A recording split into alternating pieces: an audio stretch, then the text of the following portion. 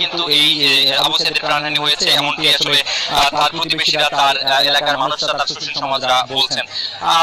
রওশন জানিয়ে রাখি, ডক্টর মোহাম্মদ ইউনূস কিন্তু আবু সাইদের পরিবারের সাথে মত বিনিময় করছেন, কথা বলছেন। কথা বলবার পরে তিনি রংপুরের উদ্দেশ্যে রওনা করবেন। সেখানে আসলে রংপুরের বেগম রোকেয়া বিশ্ববিদ্যালয়ের কোটা সংস্কার আন্দোলনের যে সমন্বয়করা রয়েছেন, সেই সমন্বয়কদের সাথে তিনি মত বিনিময়ে মিলিত হবেন। সেখানে কোটা সংস্কার আন্দোলনের যে সমন্বয়করা রয়েছেন তারা থাকবেন। আমরা দেখছি ডক্টর মোহাম্মদ ইউনূসের সফর সঙ্গী হিসেবে কোটা সংস্কার আন্দোলনের যে দুজন সমন্বয়ক উপদেষ্টা হিসেবে নিয়োগ পেয়েছেন নাহিদ এবং আসিফ, তারা রয়েছেন।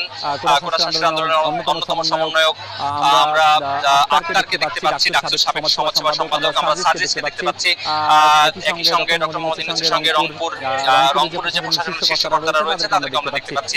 আমরা এখানে দেখেছি যে রংপুর জেলা প্রশাসক উপস্থিত আছেন, সেনাবাহিনীর ঊর্ধ্বতন কর্মকর্তারা উপস্থিত আছেন।